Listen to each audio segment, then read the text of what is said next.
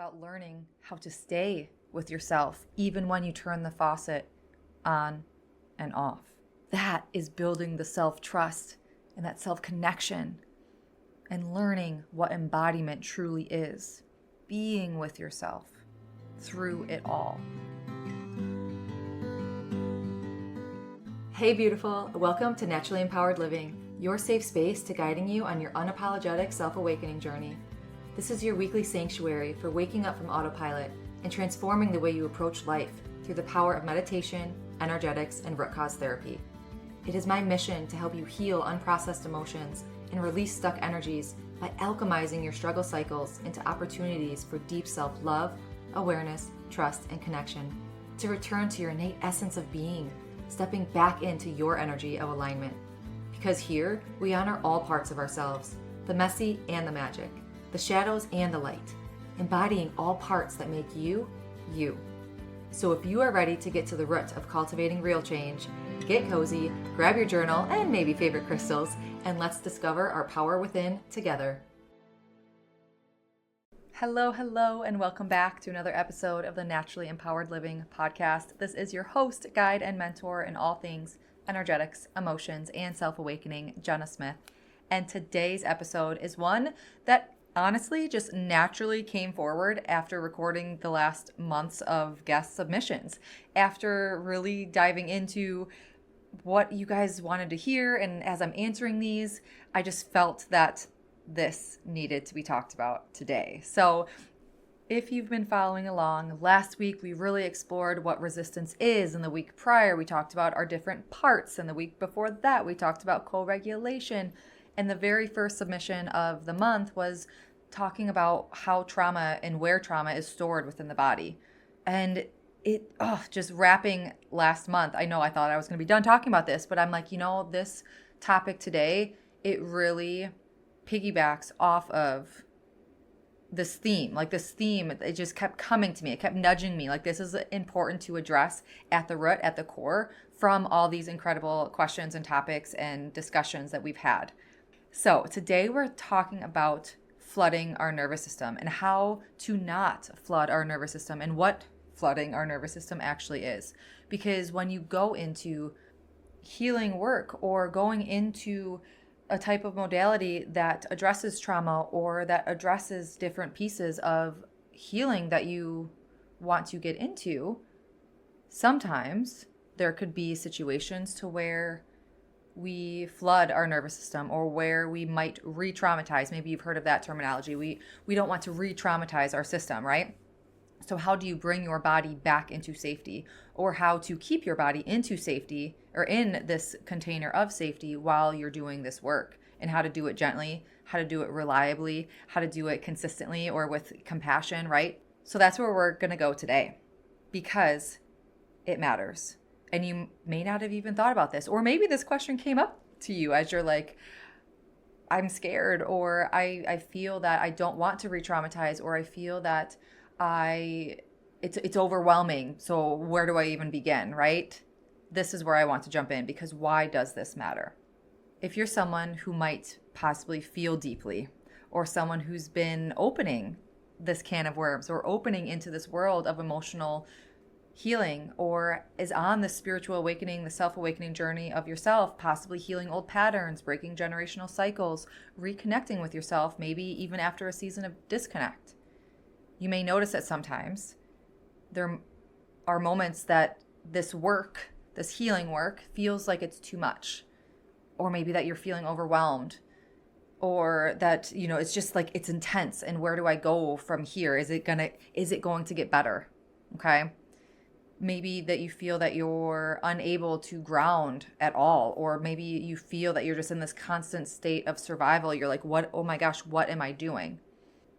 There's a way to not feel that way. There's a way to feel at peace, even though like, oh my gosh, this integration is intense, or this, like, that release has really been a lot. Like, it's been an emotional upheaval, but you have that inner peace. You still have that inner sovereignty, okay?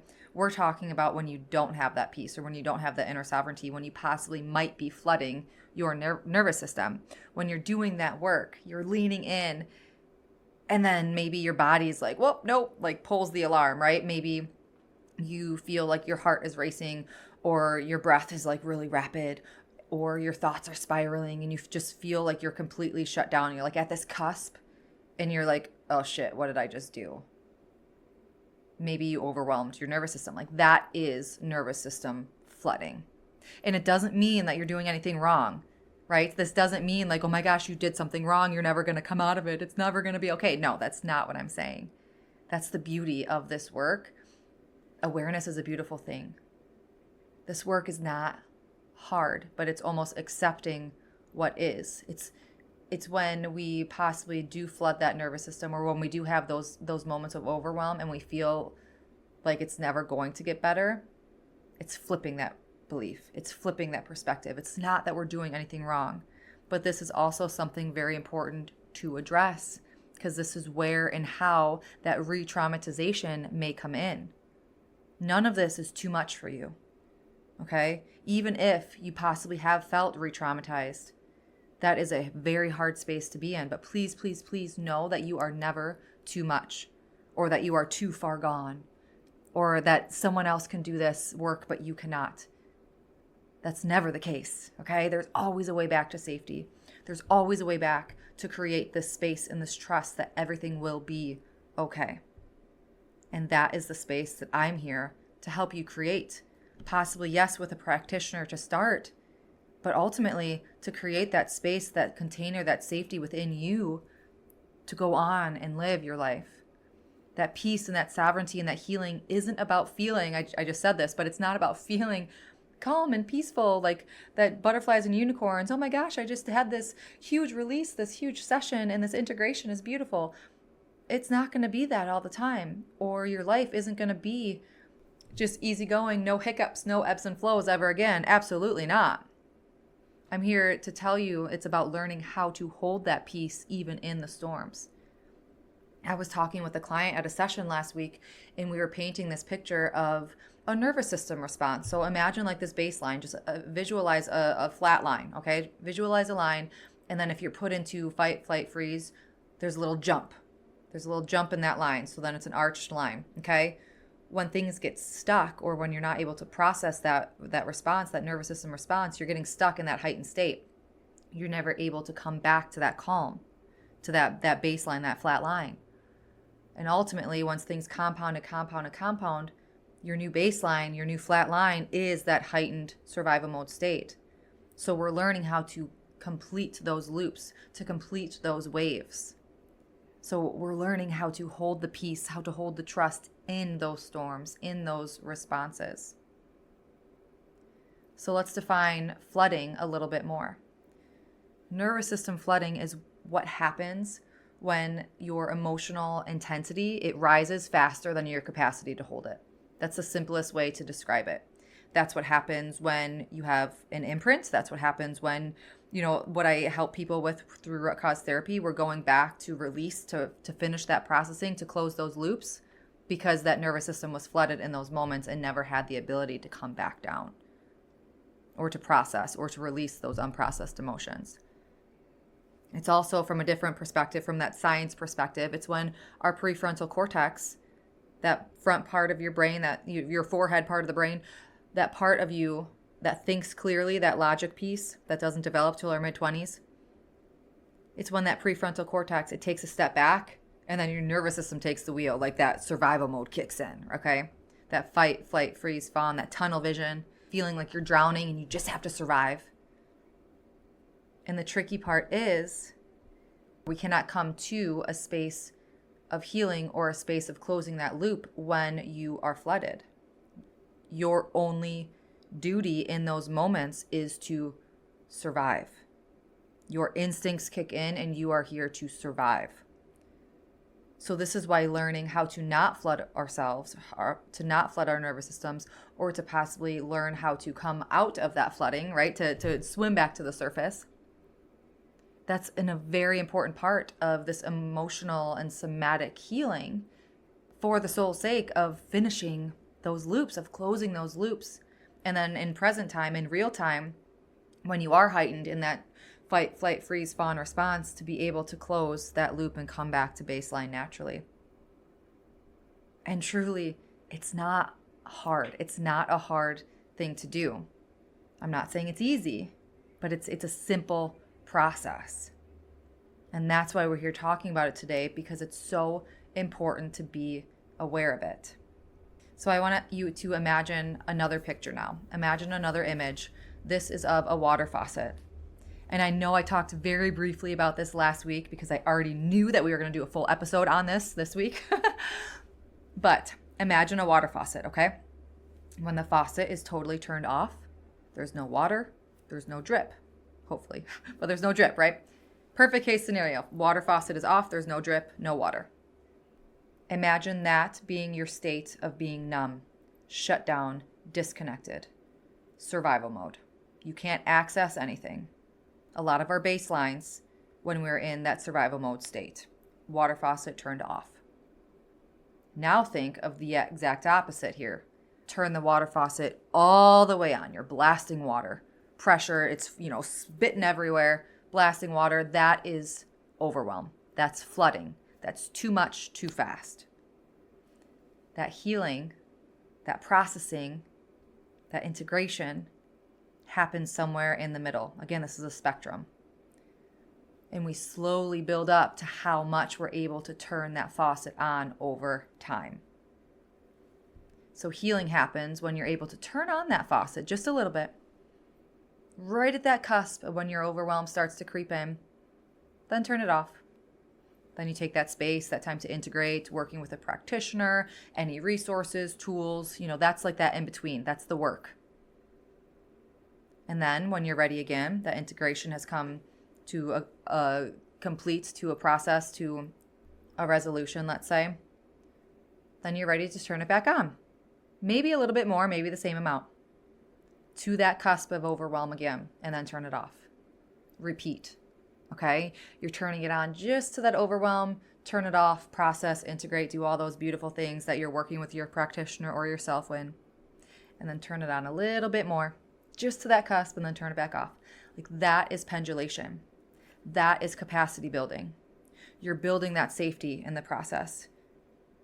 You're learning how to stay connected to yourself without drowning in the intensity. Like, oh my gosh, the beauty, it's so beautiful. Like you are learning the self-connection and the self-trust in the process. You're learning when too much is too much. You're learning how to turn it off. You're learning the discernment of what your safety is, of who you are. And so many of us flood because a lot of us are wired to go all or nothing, to go all or nothing in everything, right? But with emotions specifically, we're all the way shut down or we're all the way overwhelmed, okay? And it's not that we're it's not that we're too much. Maybe it's because we were never taught emotional pacing or emotional intelligence or emotional development. We learned to bypass, just to bypass it, shove it under the rug until, threshold's going to be reached and then you're going to completely explode. Or maybe we're having a hard time understanding that healing takes time and we just want to push through because we want results and we want it now. That's probably a really good one, like that instant gratification of just the society, the world that we live in. But our systems are not designed for intensity 24/7. Think of the seasons, the cycles of the moon. We all have times of rest. And your system was designed for that rest, for that safety, for that familiarity too. I can't say that word. For that familiar piece, right? For what's known, for what's possibly comfortable. Hence, why our nervous system reverts back to old patterns and triggers and responses, even if they aren't serving us in this present day moment, because that's how we responded at a previous time to survive. So let's jump into a little bit of the practicality of this episode. Let's go a little further in how to not flood our nervous system. Let's go a little bit more in depth of that water faucet analogy. Feel free to continue illustrating that in your mind's eye, or else just follow along with the words however you best resonate, however things land easiest for you. But let's jump into how to begin to build this nervous system safety, this nervous system capacity in these times of emotional regulation in real time, okay?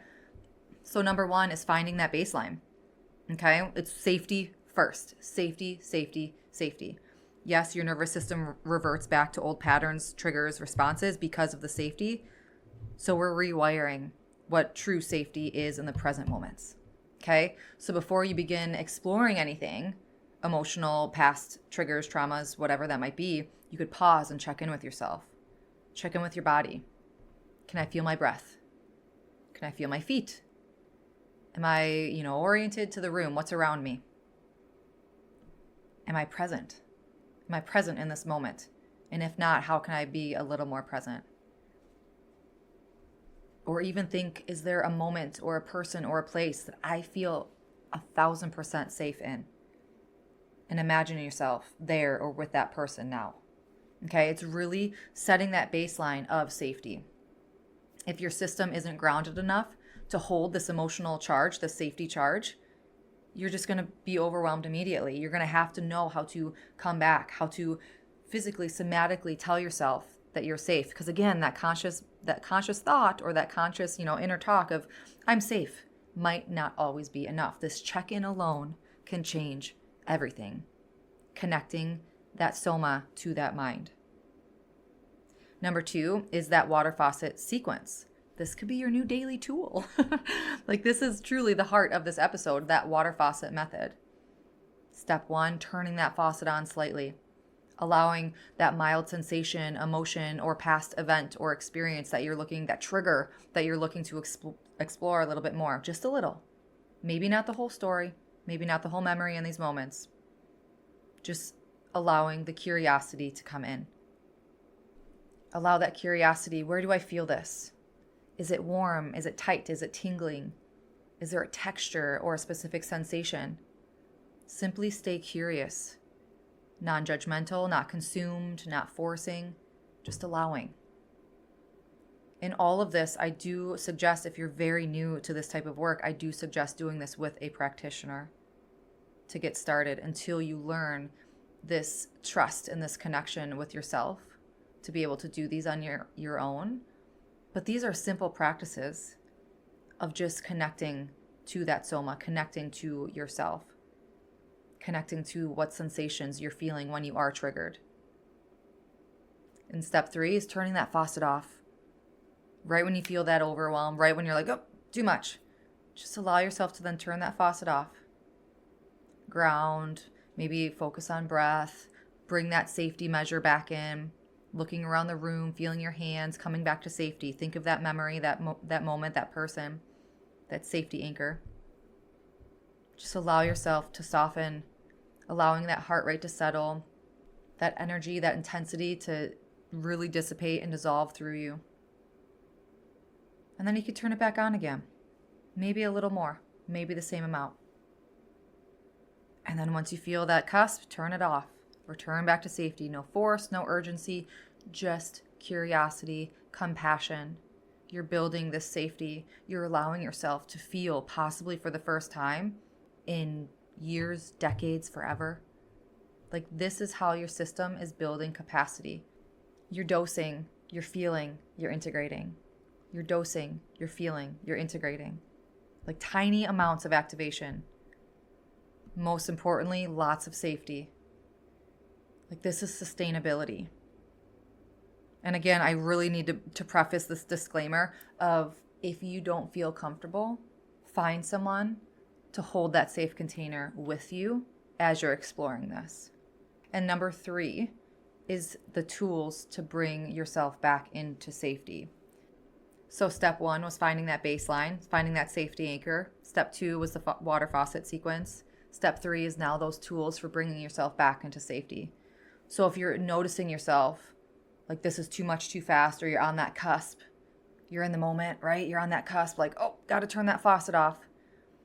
Allowing yourself that long, slow exhale.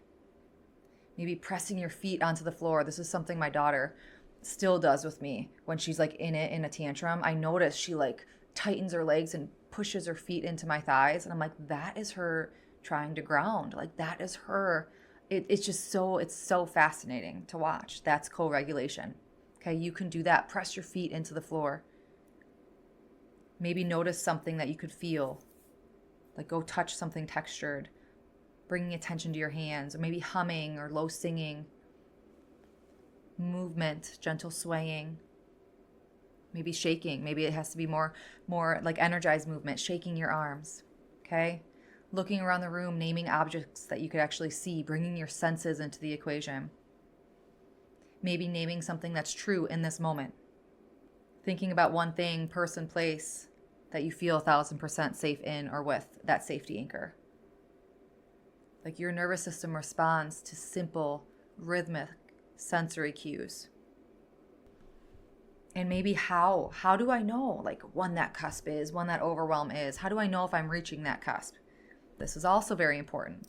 Like signs, if you're about to like reach that cusp or reach that flooding moment to turn that faucet off, maybe your thoughts start speeding up, okay?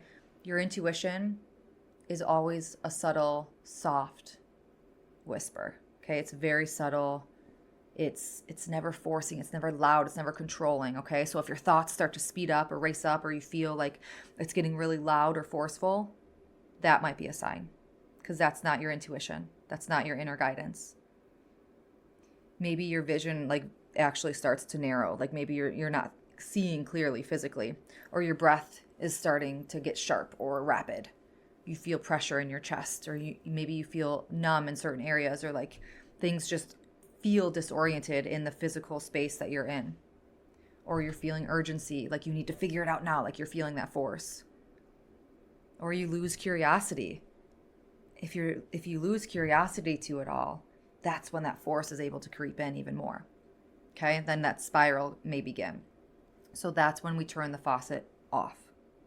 We don't need to force ourselves through. We don't need to push ourselves through. We don't need to force in those moments to go deeper to get through it now. Like that's not your system saying like, figure it out, push through.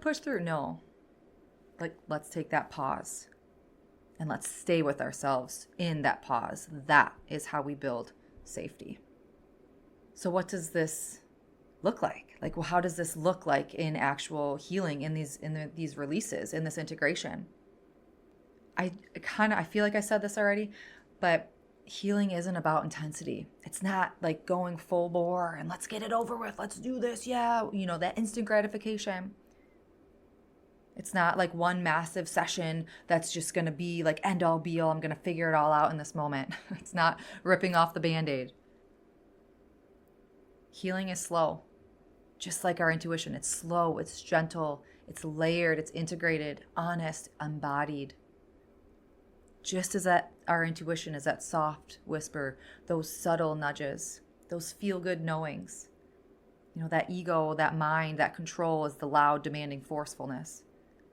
Healing's the same way. It's slow, it's gentle. Like that's the oneness, that's the connection. It's about learning how to stay with yourself, even when you turn the faucet on and off. That is building the self-trust and that self-connection and learning what embodiment truly is. Being with yourself through it all. Like healing is that beautiful, delicate dance of activation and still staying with yourself through the integration. And the more that you practice and tune in and build that space and give yourself that container, the more you're going to build that trust with your own body. And that's where that bridge comes in from that mind-body connection. We're building from the bottom-up approach.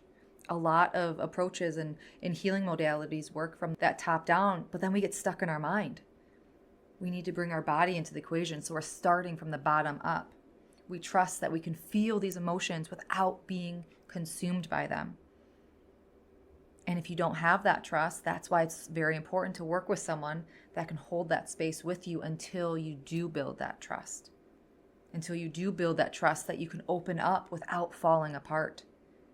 That you can return to safety whenever you need to. Like, remember, finding that peace through the storm. This is nervous system safety. This is building that capacity, that emotional regulation. And this is what creates lasting, sustainable change. This work is how you're not going to need a practitioner forever, because you're learning yourself in the process. And I'm not saying to not have a practitioner ever. If you don't know this capacity, this building the safety within yourself, this trust, this connection, but like that is the work that I do with you, is to where you don't need me forever because you're learning it within yourself. Oh gosh, like I'm in my office right now and this space is so sacred.